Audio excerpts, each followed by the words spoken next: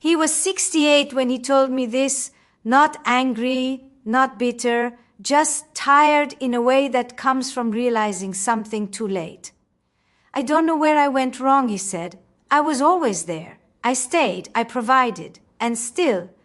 She felt alone, that sentence stayed with me, because it carries the quiet confusion of so many men who reach this stage of life and suddenly realize that longevity does not equal intimacy.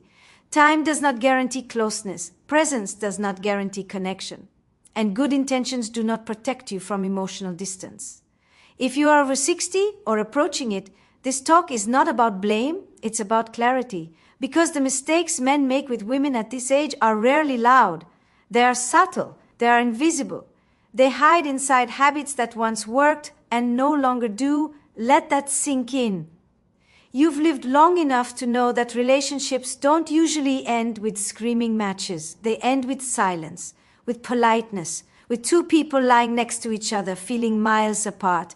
And the tragedy is this: most men don't realize what they should stop doing until the damage feels permanent. So let's talk, not in rules, not in lectures, but in truths, uncomfortable ones. The first thing men over 60 should never do with women is this: never confuse stability with intimacy. You may have built a life on reliability, on consistency, on showing up, and those things matter. But here's the truth. No one tells you stability keeps a relationship standing. It does not make it feel alive. Many women over 50 and 60 are not starving for security. They are starving for engagement. They don't want chaos. They don't want drama. They want to feel emotionally invited. When you stop asking questions because you assume you already know her. When you stop flirting because you think it's unnecessary. When you stop being curious because routine feels safer. Something dies quietly. Let that sink in. Desire does not disappear with age. It disappears when curiosity disappears. And many men don't notice because the relationship still functions. Meals still happen. Bills still get paid. Days still pass. But emotionally, the room goes cold. The second thing men over 60 should never do with women is this: never use silence as a form of protection. Silence feels dignified, controlled, safe, but silence is rarely neutral. It's often interpreted as withdrawal. Many men were taught that strength means composure, that emotions should be managed privately, that talking too much is weakness. So when conflict appears, you go quiet. When emotions rise, you shut down. When something hurts, you endure. And from your perspective, you're being calm. From her perspective, you're disappearing. Let that sink in. Women don't fear disagreement as much as they fear emotional absence. They don't need you to fix everything. They need to know you're still with them. Silence tells her, you're alone with this, even if that's not what you intend. And after enough silence, she stopped speaking too. That's when men say she changed. No, she adapted. The third thing men over 60 should never do with women is this: never outsource your emotional life to her. This one is subtle. After years of work, responsibility, and survival, many men arrive at this stage emotionally undernourished. Friendships may have faded. Dreams may have narrowed. Identity may be tied too tightly to usefulness. So when a woman enters or remains in your life, she becomes the primary source of emotional connection. And that's too much weight for one person to carry. Let that sink in. No relationship survives being the only place you feel alive. When you expect her to be your joy, your meaning, your excitement, your emotional outlet, and your companion, she feels it. And what feels like devotion to you can feel like pressure to her. Love wants to be chosen, not depended on. At this age, relationships thrive when two whole people meet, not when one is quietly asking the other to fill every empty space. The fourth thing men over 60 should never do with women is this: never stop seeing her as a changing human being. This one hurts to hear. But many long-term relationships fail emotionally because one partner stops updating their perception of the other. You remember who she was at 40, at 50, during a certain chapter, but she is still evolving. Her desires change, her fears deepen, her needs shift. And when you respond to her today as if she's frozen in the past, she feels unseen. Let that sink in. Nothing feels lonelier than being known only for who used to be. Women don't leave because they age. They leave because they feel invisible inside familiarity. If you stop asking who she is now, if you stop noticing what excites her today, if you stop adjusting to her emotional seasons, you turn love into memory. The fifth thing men over 60 should never do with women is this: never assume it's too late to change. This is the most dangerous belief of all. I am who I am. This is how I've always been. At my age, what's the point? These thoughts sound practical. They are actually defenses, because change threatens identity. And many men have built their identity on consistency. But here's the truth that cuts through everything. Stagnation is far more frightening than growth. Let that sink in. Women are not asking men over 60 to become someone else. They are asking them to become more available, emotionally, psychologically, relationally, and availability is not about youth. It's about presence. Now let me tell you the unexpected twist. Many men believe women over 60 want less passion, less intensity, less emotional depth. The opposite is true. Women who have lived, loved, and lost are no longer interested in surface connection. They want honesty without cruelty, depth without drama, presence without performance. They want to feel met. And here's the quiet climax of this entire truth. Most men don't lose women because they are unlovable. They lose them because they stop being emotionally reachable. Reachable doesn't mean perfect. It means responsive. It means when she speaks, something in you moves. When she changes, you notice. When silence appears, you lean in instead of retreating. Let that sink in. Now I want to speak directly to you. If you are over 60, you carry wisdom, you carry experience, you carry stories worth hearing. But wisdom without vulnerability becomes distance.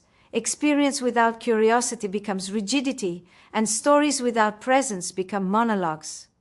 The good news, the bittersweet hope, is this: it is not too late, not to repair, not to reconnect, not to love with depth.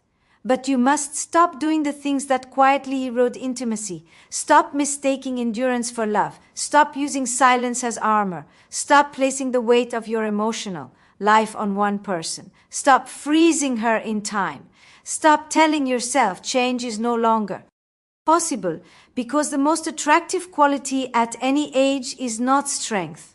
It's aliveness. And aliveness comes from engagement, from listening, from adjusting, from staying emotionally present, even when it's uncomfortable. Let that sink in. If a woman is still in your life, it means something matters. And if she's gone, it doesn't mean you failed forever. It means you're being invited to understand yourself more deeply than before. And that understanding is the doorway to a different kind of relationship, one that is quieter, truer, more awake, not driven by fear of loss, but by respect for connection. That is the love worth growing into, even now, especially now. They think conversation is about momentum. But this man pauses. He looks at her, not to assess, not to impress, but tobe with her, and he says 3 words, 3 simple words, and something shifts. Her body relaxes, her voice changes, her mind stays. That's how people enter your thoughts and don't leave, not through intensity, through attunement. Let that sink in. The truth is uncomfortable but honest. Women don't think non-stop about men who chase them. They think non-stop about men who understand the moment they're in, because attention is everywhere, but presence is rare, especially after years of marriage, compromise, disappointment, and emotional neglect, especially after learning to be strong instead of seen.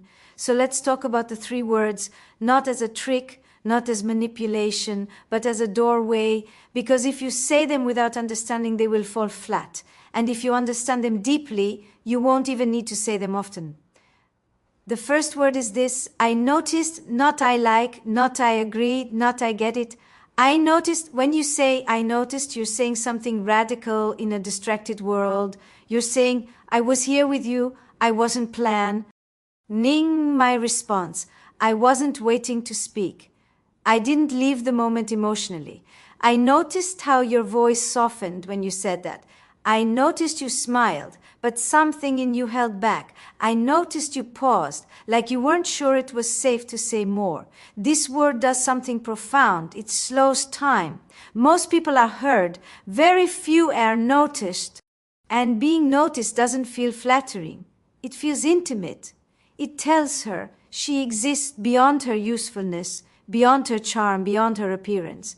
It tells her you're paying attention to who she is, not just what she offers. Let that sink in. Now here's the part most men miss. I noticed is not observation as analysis. It's observation as care. You're not diagnosing her. You're acknowledging her experience.